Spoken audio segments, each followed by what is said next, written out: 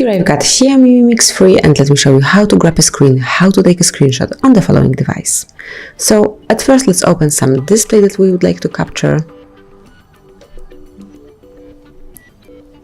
Let's open the weather.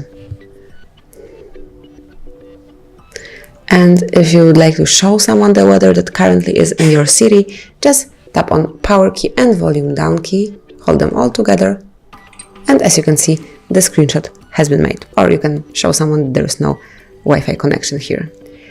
Then you can also use the second method. So let's open, for example, the security, and if you would like to show someone that your device has such advanced option as cleaner security scan, data usage, and all the others, simply take your 3 fingers and slide them down to grab the screen. And as you can see, it has also been saved.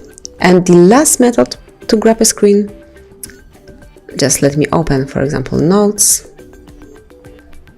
And if you would like to show someone, to share your note with someone, simply slide down the upper bar and locate the screenshot icon.